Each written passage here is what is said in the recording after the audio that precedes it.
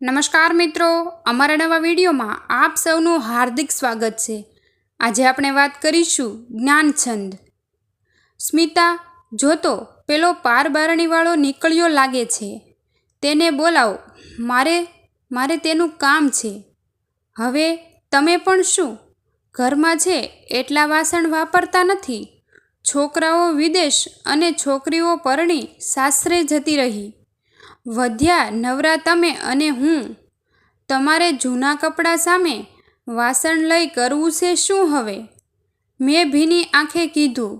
સ્મિતા, તને કહું એટલું કર, તેને બોલાવ। સ્મિતાએ બૂમ મારી।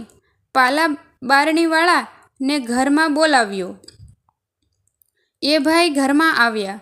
માથેથી વાસણ ભરેલ સૂંડલો નીચે ઉતારી બોલ્યા, કાકા બોલો।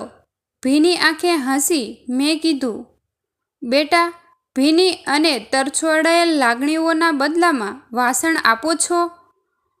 પાલા બારણીવાળો મારી સામે જોઈ રહ્યો। મેં કીધું, ભાઈ તારું નામ? એ બોલ્યો, જ્ઞાનચંદ। મેં કીધું, જ્ઞાનચંદ, ચા, કોફી, પાણી, નાસ્તો શું ફાવશે?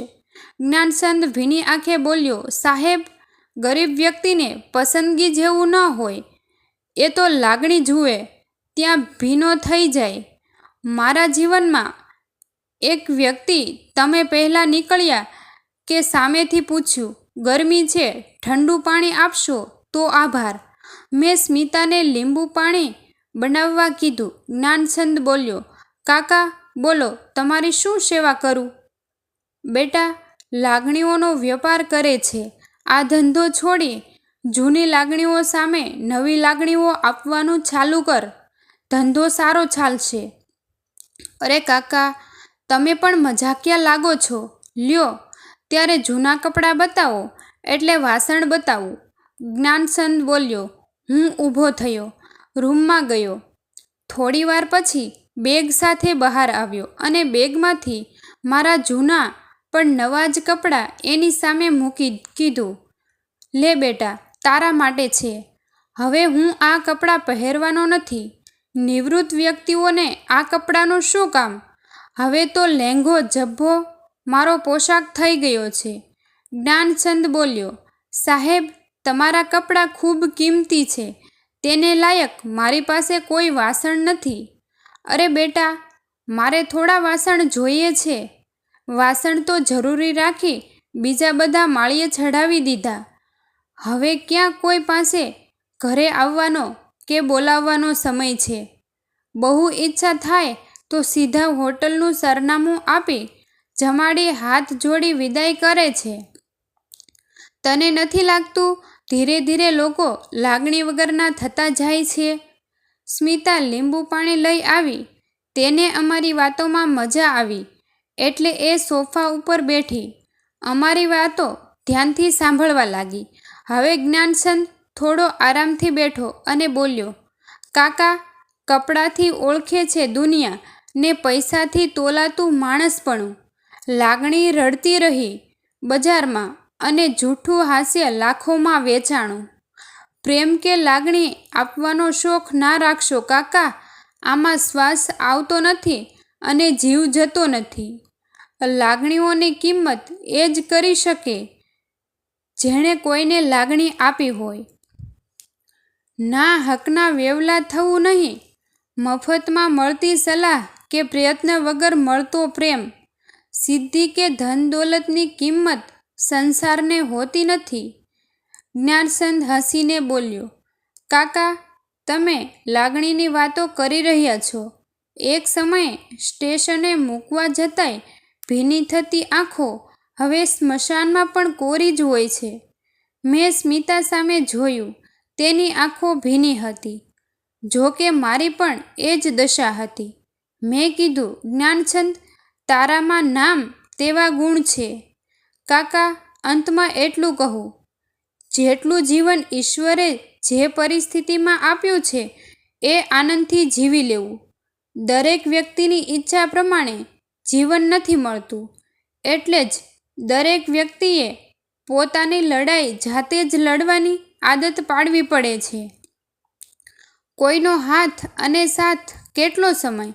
અને હા, મોતથી તો કાકા ગભરાવવું જ નહીં. જાણીતા ગુજરાતી અને ઉર્દુ ગઝલકાર કવિ ખલીલ ધનતેવજીનું જાણીતો શેર તમે સાંભળ્યો છે?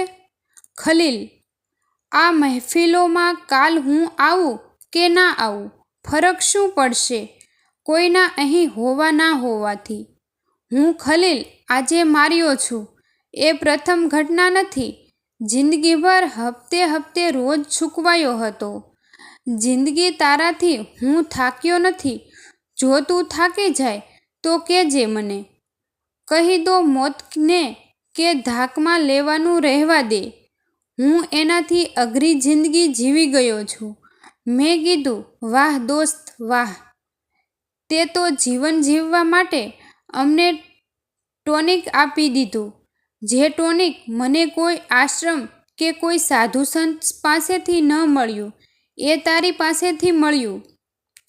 કાકા, તેનું કારણ છે. તે લોકો સંસાર છોડી સંસારીને સલાહ આપે છે, જ્યારે હું સંસારમાં રહી સંસારીને સલાહ આપું છું.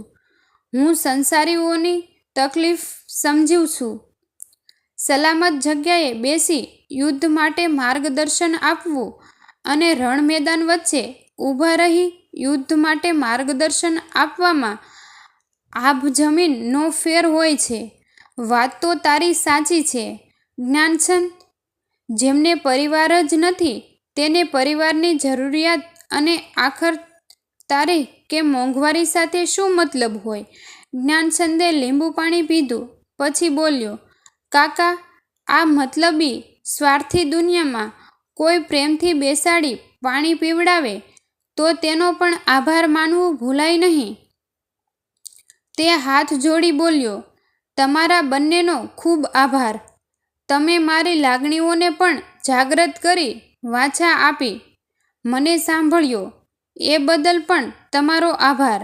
સ્મિતા બોલી, તમારી પત્ની સાડી પહેરતી હોય તો મારી સાડીઓ આપું. જ્ઞાનચંદ બોલ્યો, બેન, બે નાના છોકરા મૂકી મારી પત્ની ભાગી ગઈ પછી મેં ફરી લગ્ન કર્યા નથી. ઘણી વખત પ્રેમ અને લાગણીઓ ઉપર આ કારણથી લોકોને નફરત થઈ જાય છે. દરેકના નસીબ. કાકા. લ્યો કાકા, ત્યારે ખૂબ આનંદ થયો તમારી સાથે વાતો કરવાનો. મારો મોબાઈલ નંબર છે. હું દર રવિવારે અમારી જ્ઞાતિ તથા અન્ય લોકો જે જિંદગીથી હિંમત હારી ગયા છે તેને જ્ઞાન આપું છું. જ્ઞાનચંદ બોલ્યો. હું જ્ઞાનચંદ સામે જોતો રહ્યો. એક આમ આદમીના પહેરવેશમાં પણ જ્ઞાનનો ભંડાર એ પીરસી રહ્યો હતો. મેં કીધું, જ્ઞાનચંદ, આ મારા કપડાં લેતો જા. એ બોલ્યો, ના કાકા, હું જ્યાં પણ જાઉં છું કંઈક મૂકી ઊભો થાઉં છું. મફતમાં લેવાની ભાવના વ્યક્તિના વ્યક્તિત્વને ઝાંખપ લગાડે છે. ખાવા બે રોટી, ઊંઘવા ઓટલો, પહેરવા બે જોડી કપડાની જરૂરિયાત હોવા છતાં માણસ માણસાઈ ભૂલી ગરીબ વ્યક્તિની થાળીનું પણ જૂટવી રહ્યો છે. કાકા, ઘણી વખત રૂપિયાના ઢગલા ઉપર પણ ઊંઘની હડતાલ હોય છે અને ક્યારેક માટીના ઓટલા પર ઊંઘ મહેરબાન હોય છે. ઈશ્વરે આપેલી સુખના સરોવર છલકાવતી પ્રત્યેક ક્ષણને આપણે ક્ષુલ્લક વાતોના ઝંઝાવાતોમાં વેડફી મારીએ છીએ. લાગણી અને લાપસી સામેવાળાની પાચન ક્ષમતાને જાણ્યા વગર પીરસવાની ભૂલ ના કરતા કાકા. લ્યો ત્યારે, જય શ્રી કૃષ્ણ, કહી જ્ઞાનચંદ અમને જ્ઞાન આપી ઊભો થયો. હિંમત હારેલ હું અને સ્મિતામાં ફરી જીવન જીવવાનો નવો સંસાર થયો. એક મુરઝાયેલ છોડ ઉપર ફરી પાણીનો છંટકાવ કરી જ્ઞાનચંદ ઊભો થયો. મિત્રો, જીવન પણ એક પરીક્ષા જ છે. જિંદગી પરીક્ષા લે છે. સંબંધીઓ પેપર ચેક કરે છે અને સમાજ રિઝલ્ટ આપે છે. બસ, રિઝલ્ટ સ્વીકારવું કે ન સ્વીકારવું એ આપણી ઉપર આધાર રાખે છે. આપણી પાસે હાથ ફેરવનાર દરેક લાગણીશીલ વ્યક્તિ નથી હોતી. કોઈ વખત શકુની તો કોઈ વખત મંથરા પણ વાસે હાથ ફેરવી જિંદગીની અંગત વાતો કઢાવી જાય છે. આવી અનેક અવનવી વાર્તાઓ તેમજ દરેકના જીવનમાં ખૂબ જ પ્રેરણાદાયી બની શકે તેવા વિડીયો જોવા માટે તેમજ અનેક અવનવી સત્ય ઘટનાઓ જાણવા માટે અમારી ચેનલને લાઈક, શેર અને સબસ્ક્રાઈબ કરવાનું ભૂલશો નહીં મિત્રો. થેન્ક યુ મિત્રો.